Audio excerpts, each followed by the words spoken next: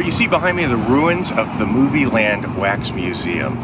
The Wax Museum opened in 1962. Mary Pickford was the person who did the grand opening. And the man who opened it, Alan Parkinson, he saw this as a place where movie stars could come and unveil their own wax statues, but in premiere style with searchlights and bleachers. And a lot of the celebrities would come and donate their own costumes for movies like Mae West and George Burns and unveil their own wax statues. Started with 60 statues, ultimately ended up with over 300 and 150 different scenarios. They had the Poseidon Adventure and they had Sanford and Son and the Little Rascals all set up in scenes. And it was the largest wax museum in the country. Now, in 1970, it was sold to Six Flags amusement parks. Then they had on this side of the museum, there was an exhibit. It was called the Palace of the Living Arts, where they would reenact classic statues and paintings like the Blue Boy, like Michelangelo's David.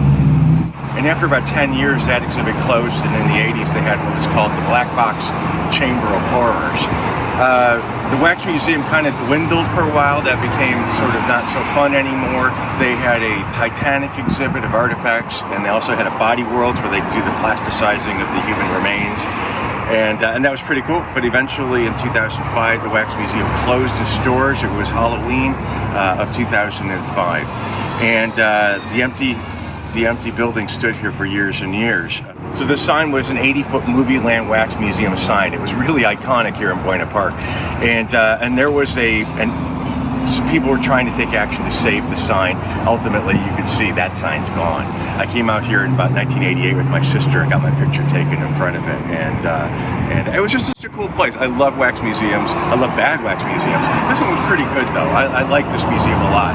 And all that's left of it is that Starbucks over there, which is the former gift shop of the place, where they had these pictures of celebrities that were made to look like clowns. They were really like Red Skelton, of course, who was a clown, and Lucy, and you'll see those pictures. I'll put them through here a little bit. What was really cool was they had a Star Walk of Fame in front of it, and it was sort of an alternative to Grauman's Chinese Theater. They had Liberace and the cast of Star Trek and of Roots and Vidal Sassoon and Hervé Villechaize. All these really odd, interesting people came to unveil their own wax statues and left their own footprints. When they were destroying this place back in 2016, they were destroying those cement bricks, those cement blocks with people's names and footprints in them, and about 6 of them are unaccounted for, which you'll see. I took pictures of it that day. Troy and I were out here.